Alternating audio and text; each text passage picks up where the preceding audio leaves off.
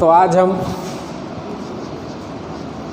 कक्षा 10th विषय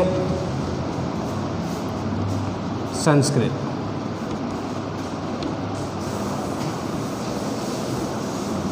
समास के बारे में बात करेंगे। चालू कर रहे हैं समास प्रकरणम। क्या चालू कर रहे हैं? समास प्रकरणम। तो सबसे पहले हमें समास की परिभाषा आना अनिवार्य है। समास की परिभाषा,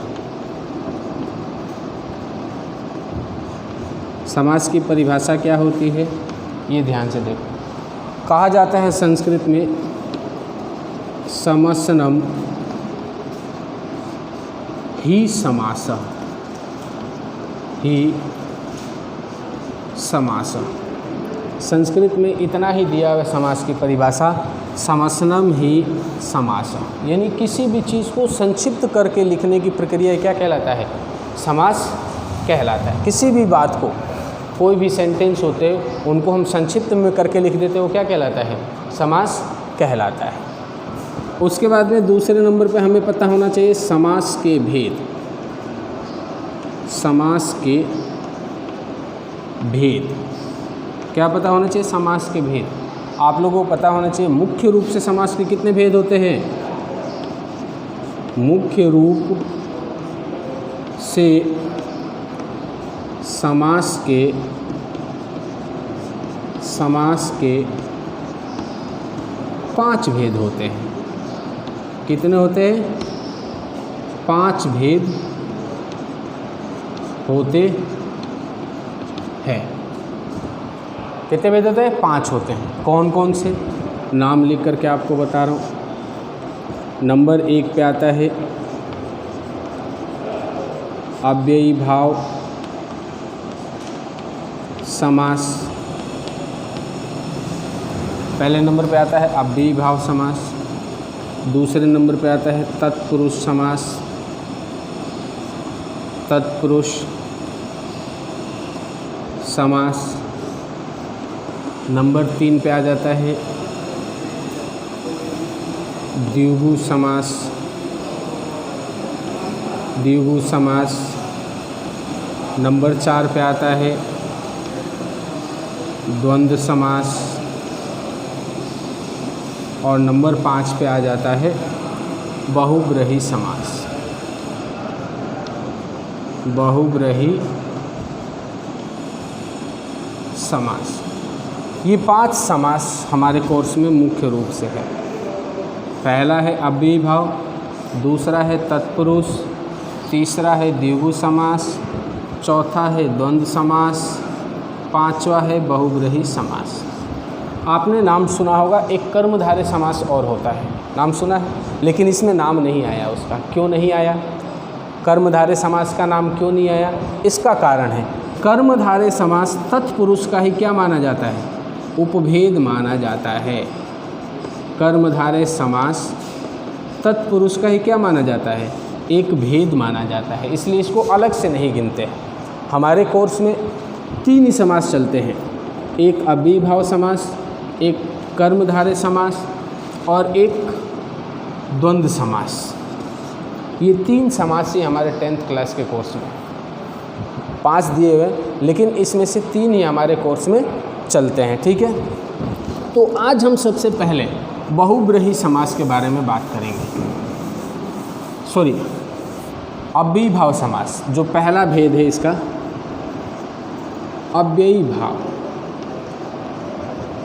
अव्ययी भाव समास के बारे में बात करेंगे। इस समास का नाम अव्ययी भाव समास क्यों पड़ा? सबसे पहली बात, क्योंकि इस समास की शुरुआत हमेशा अव्यय शब्दों से होते हैं। इस समास का नाम अव्ययी भाव समास क्यों पड़ा? क्योंकि इस समास की शुरुआत हमेशा किससे होते हैं? अव्यय शब्दों से होते हैं। और अव्यय शब्द क्या होते हैं? वो शब्द जो किसी भी परिस्थिति में अपने वास्तविक स्वरूप का त्याग नहीं करते। चाहे उनको स्त्रीलिंग में लिख दो, पुल्लिंग में लिख दो, नपुंसक लिंग के वाक्य में लिखो, किसी भी लिंग में लिखो, प्रथमा में लिखो, द्वितीया में लिखो, तृतीया में लिखो, उनके वास्तविक स्वरूप में कभी परिवर्तन नहीं आता हो, वो सभी क्या कहलाते हैं? अव्यय कहलाते हैं। तो अव्ययी भाव समास की परिभाषा लिखेंगे तो हो जाएगा अव्ययी भाव समास की शुरुआत के प्रारंभ लिख देंगे, प्रारंभ अव्यय शब्दों से, अव्यय शब्दों से होता है, इसलिए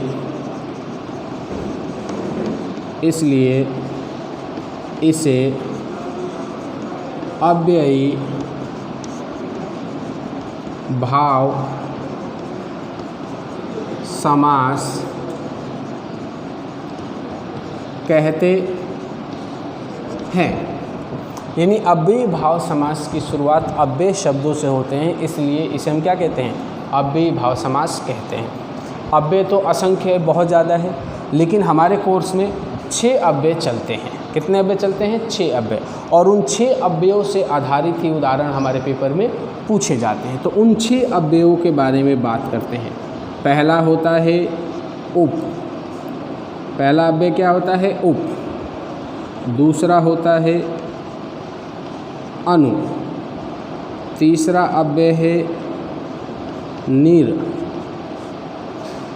चौथा अव्यय है प्रति, पांचवा अव्यय है यथा और छठा अव्यय है स।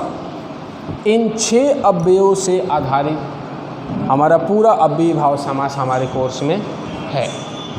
यानी जिनको ये 6 अव्यय आते हैं, जिनको इन 6 अव्ययों का ज्ञान है, वो बहुत ही सरलता से अव्ययी भाव समास कर सकता है, बहुत ही सरलता से अव्ययी भाव समास कर सकता है।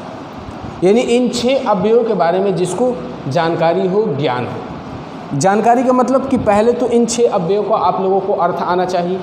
जैसे उप का मतलब क्या होता है, अनु का मतलब क्या होता है, निर का मतलब क्या होता है, प्रति का मतलब क्या होता है, यथा का मतलब क्या होता है और स का मतलब क्या होता है। इन 6 के 6 अव्ययों का आपको अर्थ आना चाहिए। तो उप अव्यय का अर्थ क्या होता है? समीपम। क्या होता है? समीपम। उप अव्यय का अर्थ क्या होता है? समीपम। ये इधर अर्थ लिख रहा हूँ अव्ययों का, ठीक है। उप अव्यय का अर्थ क्या होता है? समीपम। अनु अव्यय का अर्थ होता है 2, एक होता है पश्चात, ठीक, और एक होता है योग्यता। एक होता है पश्चात और एक होता है योग्यता। निर अव्यय का अर्थ होता है अभाव, किसी चीज़ की कमी होना। अभाव, यानी किसी चीज़ की कमी होती है तो वहाँ पे निर अव्यय का प्रयोग किया जाता है।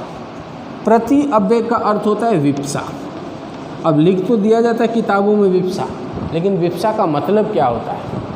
किताबों में, पासबुकों में आपको विप्सा शब्द लिखा हुआ मिलेगा, लेकिन विप्सा का मतलब क्या होता है?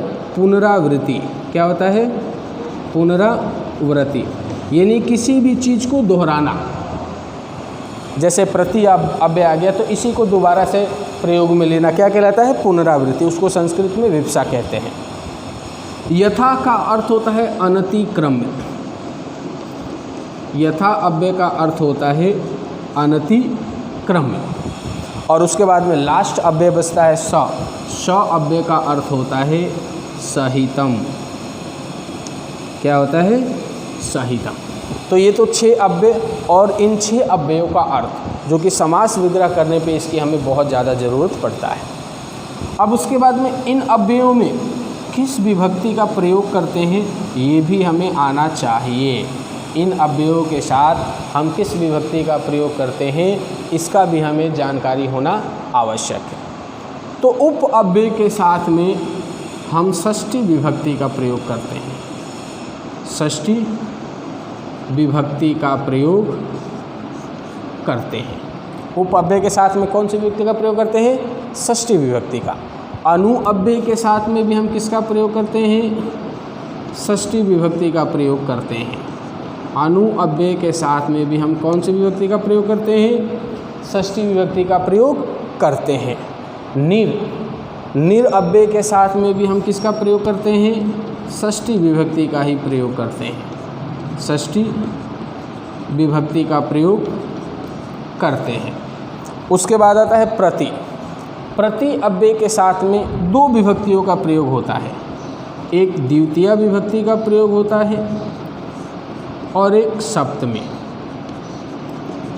दोनों में से किसी एक विभक्ति का हम प्रयोग कर सकते हैं, आपको जो सरल लगे। चाहे तो आप द्वितीय विभक्ति का प्रयोग करो, चाहे तो आप सप्तमी विभक्ति का प्रयोग करो, ये आपके ऊपर निर्भर करता है कि आप कौन सी विभक्ति का प्रयोग करते हो।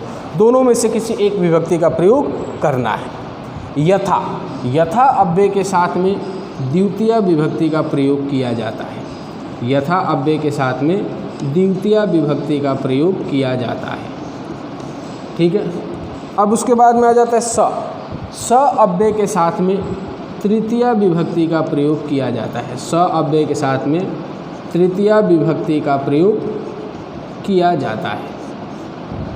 तो ये पूरा लिख दिया। पहले तो 6 अव्यय जो हमारे कोर्स में चलते हैं, उसके बाद में इन 6 अव्ययों के अर्थ, इन 6 अव्ययों के योग में किस विभक्ति का प्रयोग किया जाता है, ये सब लिखा हुआ। यदि इतना आपको सही ढंग से समझ में आ गया तो आप बहुत ही सरलता से समास विग्रह कर सकते हो। जैसे कि मैं अभी आपको इनके समास विग्रह करके बता रहा हूँ, ध्यान से देखना, लिख करके बताया वैसे। जैसे कि मान लो उदाहरण दिया हुआ हो,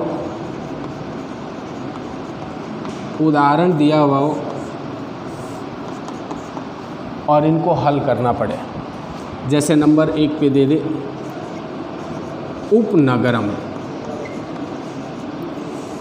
पेपर में आपको दे दे उपनगरम और कह दे कि इसका समास विग्रह करो। पेपर में दे दिया जाए उपनगरम और कह दिया जाए कि इसका क्या करो, समास विग्रह करो। तो उप देखते ही आपको क्या समझ में आ जाएगा कि ये अव्ययी भाव समास है। क्यों? क्योंकि उप क्या है, एक अव्यय है। 6 अव्ययों का नाम लिखा है, उसमें से एक उप है, यानी उप सामने दिख गया, इसका मतलब आप पहचान गए कि ये अव्ययी भाव समास है। अब इसका समास विग्रह करते कैसे हैं? तो पहले अव्यय शब्द को हटा देते हैं। तो अव्यय क्या है, उप है, उप को हटा दो यहाँ से। अब उसके बाद में क्या बच गया, नगरम शब्द बच गया। क्या बच गया, नगरम शब्द बच गया। अब उप अव्यय हटाने के बाद में जो शब्द बचता है, तो उप अव्यय में किस विभक्ति का प्रयोग किया जाता है? अभी मैं बोर्ड पे लिखा, उप अव्यय के योग में किस विभक्ति का प्रयोग किया जाता है? षष्ठी विभक्ति का। तो उप अव्यय हटा दो, उसके बाद में जो शब्द बचा है उसमें षष्ठी विभक्ति लगा दो। नगरम शब्द बचा है, नगरम शब्द में षष्ठी विभक्ति लगा दोगे तो क्या हो जाएगा, नगरस्य। क्या हो जाएगा, नगरस्य।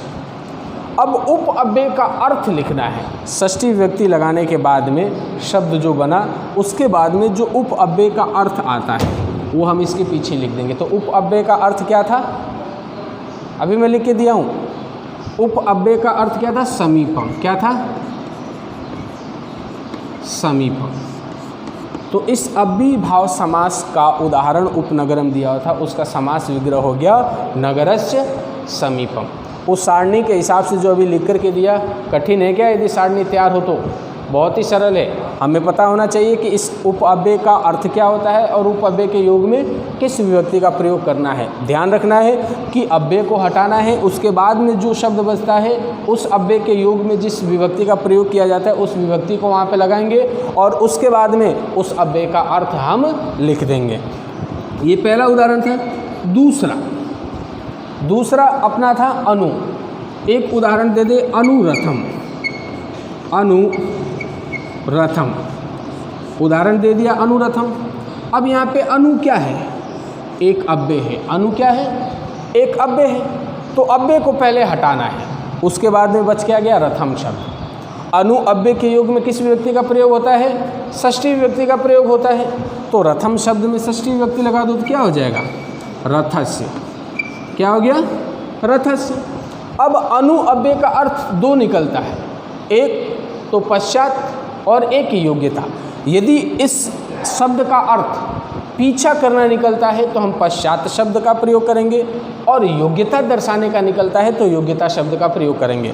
तो इस अनुरथम शब्द का हिंदी में अर्थ निकलता है रथ के पीछे। हिंदी में अर्थ क्या निकलता है, रथ के पीछे। तो पीछे के लिए किस शब्द का प्रयोग करते हैं, पश्चात का। तो यहाँ पे पहला ऑप्शन आ जाएगा रथस्य पश्चात। अब एक उदाहरण और आ जाए, देखो अनु का ही, अनुरूपम। यहाँ पे भी अनु अव्यय है, तो अनु अव्यय को हटा देंगे, बच क्या गया रूपम। इसमें षष्ठी विभक्ति लगा देंगे तो क्या हो जाएगा, रूपस्य। क्या हो जाएगा, रूपस्य। अब यहाँ पे पश्चात शब्द का प्रयोग नहीं करेंगे, क्योंकि रूप के पीछे नहीं होता है, रूप के अनुसार होता है। शब्द क्या बनता है, रूप के अनुसार।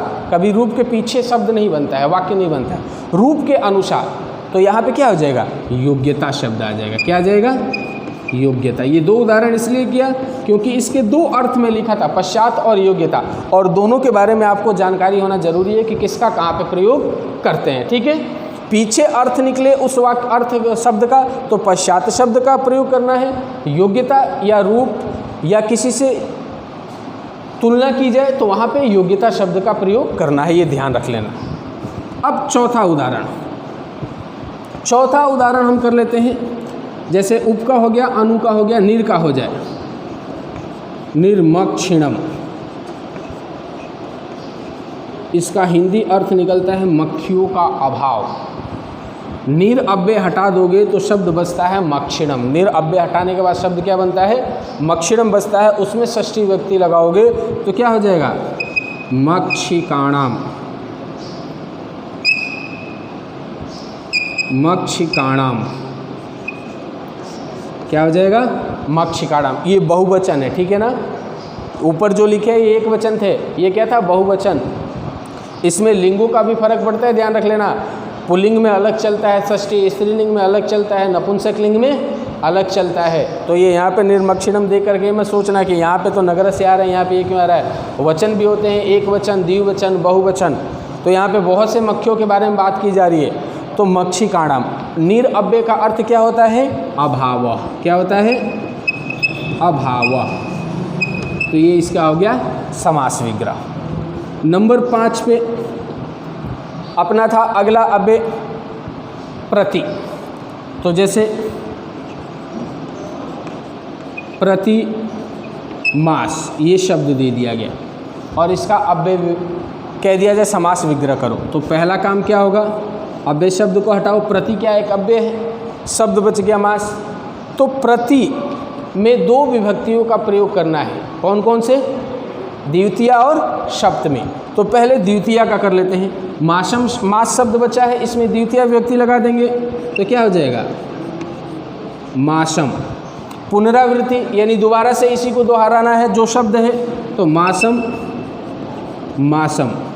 और जो अव्यय दिया हुआ है, इसमें अव्यय का अलग से अर्थ दिया हुआ नहीं है तो उसको ही लिख दो। जो अव्यय हमारे पास दिया हुआ है प्रति अव्यय है तो प्रति लिख दो। प्रति अव्यय के सामने क्या लिखा था, विप्सा। विप्सा का मतलब क्या होता है, पुनरावृत्ति, यानी जो शब्द बचेगा उसी को दोबारा से रिपीट करना है। मास शब्द बचा, विभक्ति लगा के उसी को 2 बार हमने लिख दिया, ठीक है। अब मान लो ये तो द्वितीय विभक्ति लगा के किए, सप्तमी विभक्ति लगाना हो तो वैसे ही कर देंगे। सप्तमी विभक्ति लगा देंगे तो मासे, मासे प्रति, ये सप्तमी विभक्ति लगा करके बन गया। पहला था द्वितीय विभक्ति लगा करके, दूसरा ये क्या किए, सप्तमी विभक्ति लगा दिए। दोनों में से कोई भी आप एक करोगे तो आपका सही होगा, या तो द्वितीय लगा दो या सप्तमी लगा दो। अब उसके बाद में आता है यथा। जैसे यथा शक्ति, यथा शक्ति, यहाँ पे यथा क्या है, अव्यय है, तो यथा अव्यय को हटा दोगे, बच गया शक्ति। यथा अव्यय के योग में द्वितीय विभक्ति का प्रयोग किया जाता है, तो शक्ति शब्द में द्वितीय विभक्ति लगा दो तो क्या हो जाएगा, शक्तिम। क्या हो जाएगा, शक्तिम, ठीक है। अब यथा अव्यय का अर्थ क्या होता है, अनति क्रम में, तो यहाँ लिख देंगे शक्तिम अनति क्रम में, ये यहाँ पे हो गया। अब अगला है अपना श अव्यय।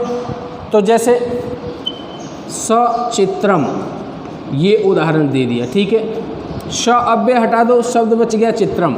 इसमें स अव्यय के योग में तृतीय विभक्ति का प्रयोग करते हैं तो लिख दो, तृतीय विभक्ति लगा देंगे तो हो जाएगा चित्रेण।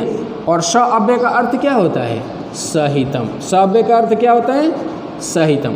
तो इस प्रकार से आज मैं आप लोगों को क्या सिखाया, अव्ययीभाव समास के बारे में बताया, इसकी परिभाषा बताया।